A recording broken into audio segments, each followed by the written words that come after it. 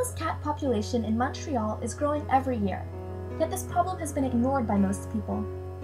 People think that cats are meant to be living outdoors and finding their own food and shelter, but they are not. Trap, Neuter, Release, or Adopt is a program that involves humanely trapping feral cats, neutering, vaccinating, and deworming them, and returning them back to an environment where they are fed. When possible, cats are also socialized and adopted out. In Côte Saint-Luc, we have developed a cat committee to carry out the Trap, Neuter, Release, or Adopt program, as well as advocate for the humane treatment of cats. This video will explain what we do and why we do it. It's been getting worse only because cats can proliferate at such a rapid speed, and we really haven't, up until recently, been doing anything about it.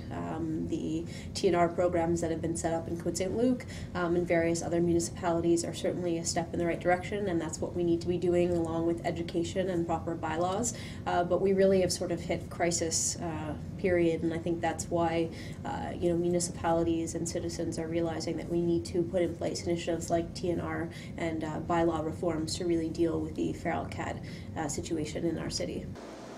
Hi, my name is Mike Cohen. I'm the City Councillor for District 2 in Côte Saint-Luc, and proud to be the liaison to the Côte Saint-Luc Cats Committee.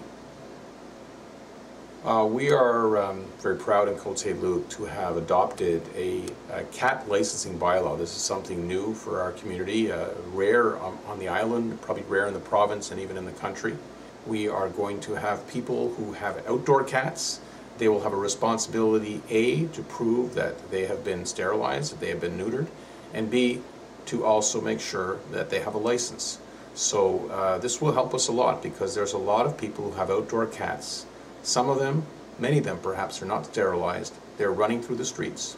They're making other cats, the feral cats, pregnant, and thereby increasing our feral cat population in Côte Saint-Luc. Shelley Schechter is one of the cat committee's most dedicated trappers. The trapper usually drops the trap off at the location the day before. The trap is not set to close. This is so the cat can walk in and out of the trap freely to see that it is safe. Then the next day, the trapper sets the trap and hides. Food is put into the trap to lure the cats in, and the trap only closes when the cat's tail is safely inside. The cage should then be covered to calm the cat down, and the cat is transported to the vet to be neutered. Animal husbandry is very important to teach people. People don't learn how to take care of their children. Well, they certainly don't know how to take care of animals. And they don't understand that an animal, although in Quebec it is considered to be property, is not just a desk or a piece of clothing that you discard after you've finished with it. It's a responsibility, and one for quite a long time. It's all very terrible for these poor animals. They're neglected, you know. These neglected. They're not supposed to be living outside. They're not raccoons, and they're not skunks. They're supposed to be living in people's homes, and it's very sad, you know. We're the hospital where the animals are brought. They're trapped outside, brought in on a almost daily basis, and they are kept here for the day or overnight. And they have their surgeries here. So if they're males, they're neutered, they're castrated. If they're females, they have a spay or a hysterovaryectomy. They get vaccinated, they get dewormed. Then they're picked up by the handlers, and then they are released back from the colonies that they've been taken from, or from the people's backyards where the colonies are located. The fighting decreases because they've been neutered. The pregnancies decrease because they obviously can't bear kittens anymore. They're vaccinated, they get dewormed, so they're going back to their environment healthier.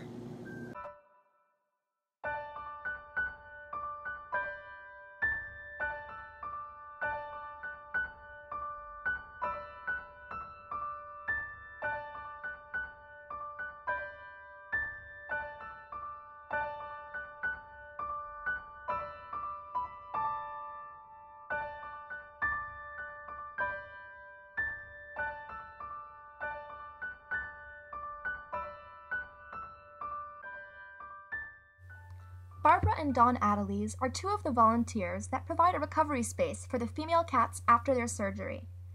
They have large cages in their garage space to keep the females up to a week to recover from their surgery. They feed the cats and also help assess whether they can be socialized. Well, I feel in my heart we saved them. I do. Well, to me, pain is pain. We want to try and cut down the population. We want them to be well. I mean, they could transmit disease to each other if we don't have them checked out. Or my vet gave them shots. They did everything for us. Other models have been tried. One of them, for example, saying, okay, let's just round up all the cats and put them to sleep. But that doesn't work. That's what we've been doing in Montreal for the past 30 years, and we have more feral cats than we've ever had. So studies have been done elsewhere in other cities. The trap and kill method does not work. Because if you remove 50 cats from an area, you'll get 50 bad cats coming back in. It's a non-stoppable thing, and neutering them is the best thing. Secondly, trap and kill is very expensive.